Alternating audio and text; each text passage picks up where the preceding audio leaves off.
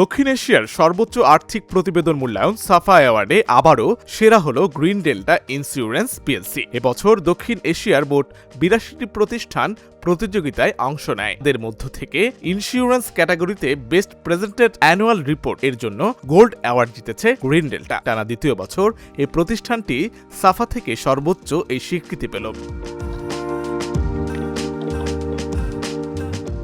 South Asian Federation of Accountants SAFA প্রতিবছর আর্থিক প্রতিবেদন বা অ্যানুয়াল রিপোর্টের মান, স্বচ্ছতা ও জবাবদিহিতা বিবেচনায় শ্রেষ্ঠ প্রতিষ্ঠানগুলোকে সম্মাননা দিয়ে থাকে। এই মর্যাদাপূর্ণ প্রতিযোগিতায় বাংলাদেশ, ভারত, পাকিস্তান সহ দক্ষিণ এশিয়ার বিভিন্ন দেশের প্রতিষ্ঠান অংশ নেয়।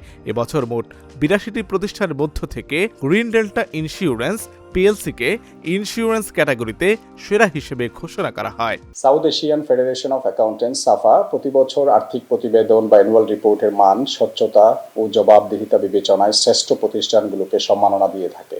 এই মর্যাদাপূর্ণ প্রতিযোগিতায় বাংলাদেশ, ভারত, পাকিস্তান সহ দক্ষিণ এশিয়ার বিভিন্ন দেশের প্রতিষ্ঠানগুলো অংশ নেয়।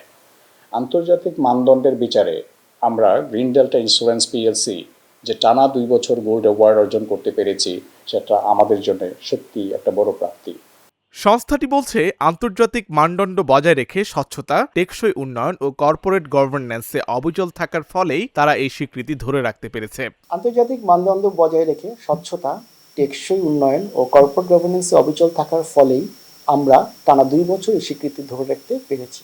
সাফা অ্যাওয়ার্ডে এমন অর্জন দেশের আর্থিক খাতের জন্য ইতিবাচক বার্তা দেয় বলেও বলছেন সংশ্লিষ্টরা।